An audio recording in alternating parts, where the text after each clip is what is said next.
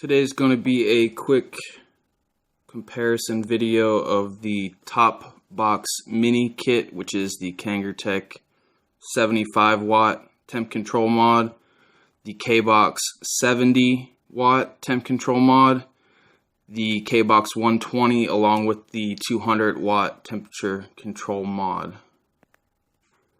Okay, here we have all three. The reason I don't have the 200W along with the 120 is because they are identical along with the chipset, size, shape, weight. Everything's exactly the same. So just to make things a little bit more simpler for everybody, we're just going to review the differences between the four devices. So basically you've got, they've all got three different boards. The Kbox 120 and the 200W are both running off the same board. Again, the difference is the 200W. The 70W Kbox is also running on a totally different chip, and the Kbox Mini 75W is also running on a totally different chip. Okay, so first thing we're going to do is talk about the temperature control support between the three devices. Okay, so here we've got the Kbox 70W. The temperature control support for that is the nickel and titanium wire. The 75W Kbox, temperature control for nickel, titanium, stainless steel, nichrome, and kanthal. The 120W and 200W Kbox also have temperature control for nickel, titanium, stainless steel, nichrome, and kanthal. And next we're going to just talk about the device material. The Kbox 70 is made up of a zinc alloy. The Kbox 75W is also a zinc alloy, but they do have the titanium version or stainless steel version, and that is made up of stainless steel. The Kbox 120 and 200W is aluminum alloy. Next, we're going to talk about the coil resistance support for the three devices or four devices. The Kbox 70W has a coil resistance at 0.1 ohm and up, along with the Kbox 75W is also at 0.1 ohm support and up.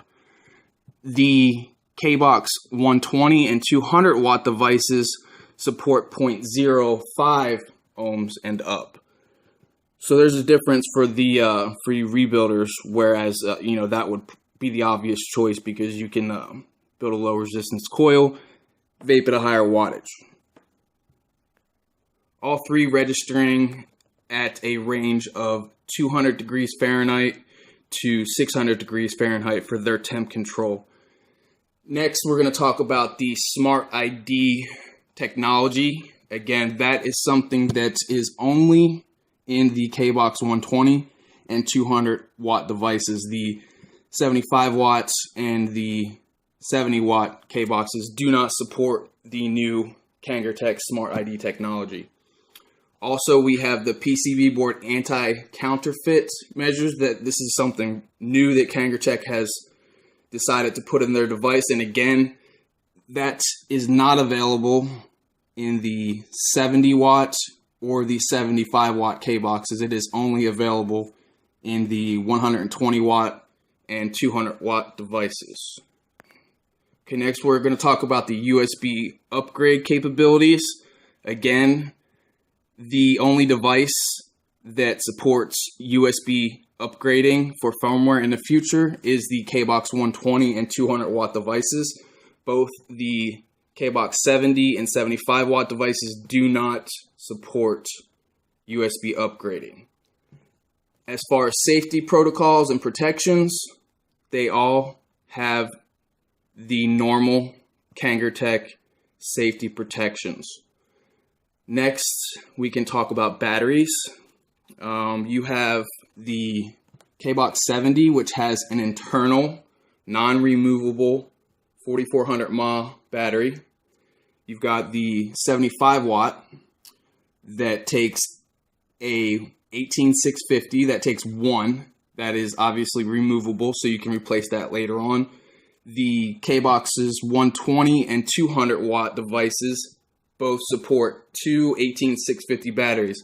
So the advantage that you're going to have is the 75 watt, 120 and 200 watt devices, your battery goes bad, you can replace it. The 70 watt device, when that internal battery goes bad, you got to throw it out. All three do support USB charging, which is a big plus. All right, next and finally, we have the color options that you have. The Kbox 70 watt, 75, 120, and 200 watt devices all have the options of the black, red, or white versions. The 75 watt device here, again, you have the option to go with the platinum version or stainless steel. The other three devices do not have those options as of yet. I'm sure that eventually that will happen, but as of right now, just the same as when Kanger releases their new devices, in the beginning we just have these 3 to 4 options, and later on they're going to have all the other colors. Okay, now I want to do just a close-up on all three devices. That way you can kind of do your own comparisons, and I'm going to talk about the size and the weight and the button configuration of the 3/4 devices. Okay, so we've got the Kbox 75 watt. That weighs in at 170 grams, and that's before the single 18650 battery.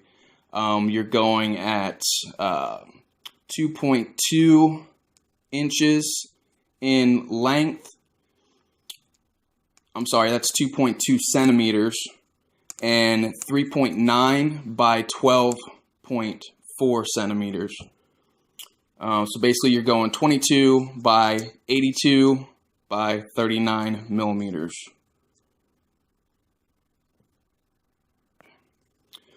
Okay, so you are weighing in at 170 kilograms, or 0.170 kilograms, 170 grams. The size is going to be 22 by 82 by 39 millimeters. You have the Kbox 70 at 180 grams, and again, this has got the internal battery, so that is your total weight. Your size for this device is going to be 8.2 centimeters by 4.6 centimeters and a 2.2 centimeters.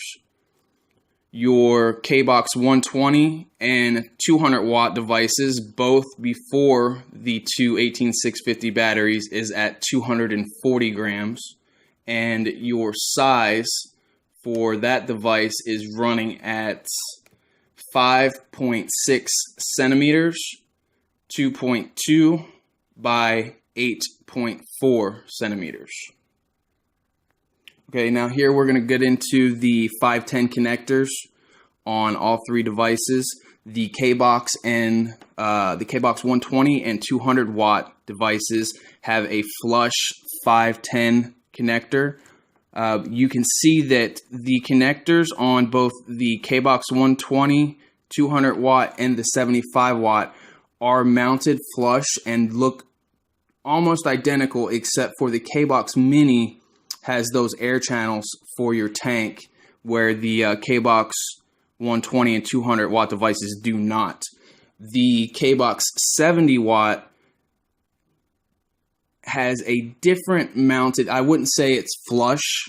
It is also somewhat mounted the same way, but you can see that it's two separate pieces here, whereas the Kbox 120 and 75 watt devices are recessed in. I like this style of 510 connector, just so that way I'm not scratching the outside of my mod, whereas these, that's going to happen pretty quick. You can actually see here on the 120 that after about 8 days of use, it's already starting to scratch up. Next, we're going to talk about some of the pluses and minuses, and basically from here on out, I'm going to give you my opinions and hopefully direct you into the choosing which device is best for you. Okay, so a few of the negatives that I do not like, which is, I feel those are pretty valid, is both the Kbox 75 and the 70 watts have a button rattle, okay? The button configuration on the 70 watt, where you've got your plus and minus, you're firing on the other side, it is in fact the fire button that rattles. The Kbox 120 and 200 devices have no rattling at all. Another thing which has been happening with a lot of these Kanger devices, if you notice, when you get this black edition, it's more of a flat color, not a high gloss, and you can tell the paint is much more durable than the painted white or red. And what I wanted to show you is this is, as far as I'm concerned, a huge issue. This has been not even 2 weeks, and you can see the damage on the paint. So that in itself might cause you to want to choose the black device, whether you're getting the 75 watt or the 120, 220 devices. You can get this black color. The red does look really nice, and I love that color, but the paint's just not holding up. One of my nitpicks is the fact that for some reason, this 120 stamp, it's also on the 200 watt device, it just looks cheap. I just don't understand why they're going to go from the nice stamp for the outer perimeter of the devices on these and then go to this cheap looking stamp. I mean, I would much rather just not be there, or maybe put it on the bottom. Another thing why we have this turned over is you see the ventilation holes on the Kbox 120. Yes, it is a dual 18650 device, so it's got a little bit more ventilation, but I think that they should have done some bottom ventilation on the Kbox 75. They just went with their standard original Kbox ventilation holes, which, it works, I'm sure. Just for aesthetics and to keep in suit with the rest, I feel that that's another thing that should have been added. Your ventilation holes for your 70 watt device is the same. You've got the standard Kanger. So basically the 120 and 200 watt devices are the only ones that have this type of extra ventilation in addition to that Kanger logo. Next, of course, you can see the button configuration on the 75 watt device, 120 and 200 devices are identical. The button size is different. We are looking at about a 2mm difference in the 75 and the 120 200 watt devices.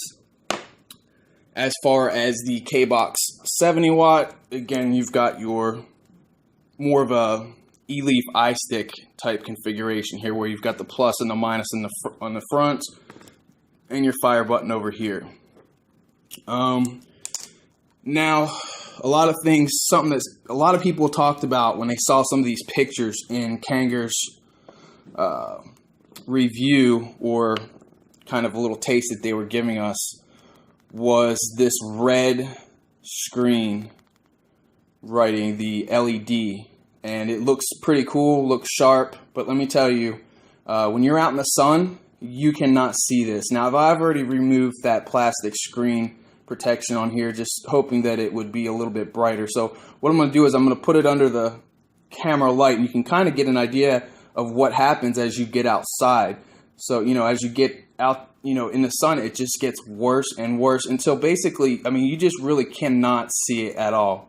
All right. Now, you do not have that problem with the Kbox 120 or 200 watt devices, nor do you have that problem with the 75 watt device.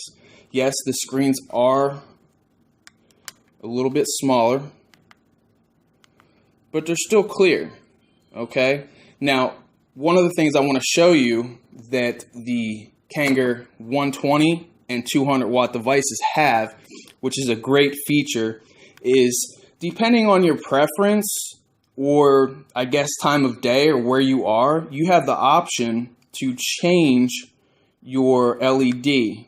And I noticed with this configuration here, when it's dark, that comes in handy because it is in fact brighter. And then during the day, this is something that I like to use. But again, that'd be a preference. With the 75 watt, you don't have those options. Okay. Another thing that's I like about the 120 and 220 or 200 watt devices is the fact of this screen lock. You will press both the plus and minus buttons and the fire button, and it will give you the lock and not allow you to adjust or raise or lower your configuration, only fire. So when you hit this, it tells you that it's locked. Now, the 75 watt device does have a locking option for the screen, but when you lock it, it doesn't tell you whether it's locked or unlocked. It just flashes. Okay, so yeah, it's unlocked right now. Same configuration, press both buttons and the fire together, and now it's locked. But it doesn't tell you, and I just don't understand why Kangertech couldn't put that, keep them both the same. As for the 70 watt, this is a huge gripe for me. There are no locking options, okay? You've got your standard 3-button menu change. All 3 devices have that to change from temp control and back to normal wattage mode, all right? But there is no locking of the buttons. So the only things you can do is either change through temp control options into wattage option or spin your screen around depending on your preference. As I explained earlier, both the 75 watts and the 120 watt devices have your option for temp control with a 3-button press. You've got nickel, you've got titanium, nichrome, stainless steel. From what I read in the manual, when you are using Kanthal in temp mode, you would leave that at stainless steel. So the 75 watts, again, you've got the same options. You don't have the option to rotate your screen as far as going to the black with the white numbers or the white with the black numbers. But again, it's the standard nichrome with 3-button press. Then you go to temperature control for titanium, stainless steel, and nichrome.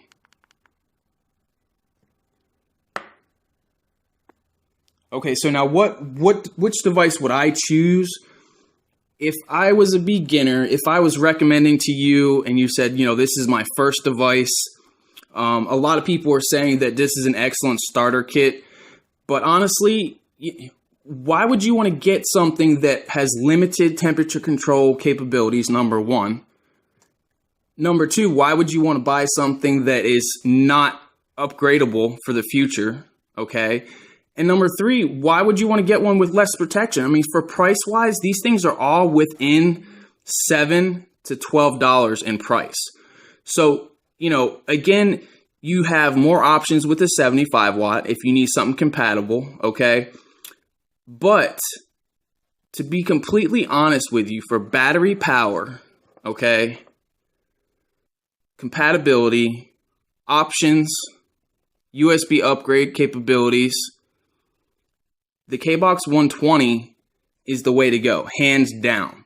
Besides the paint and the flush 510 connection and this stamp on the top, I have not one single issue with this device.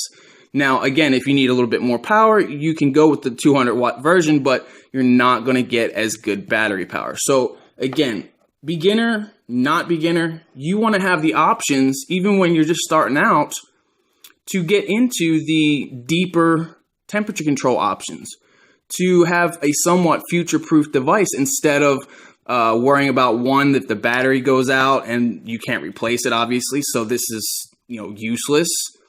But two, you also want to be able to upgrade your firmware. And, with as far as upgrading your firmware, the only device of the four is the Kbox 120 and 200 watt devices. Those are the only two devices of these four new devices Kanger's put out that you can upgrade your firmware. And nowadays, I'm sure everyone knows that is extremely important. So yeah, again, my choice, my recommendation is going with the Kbox 120.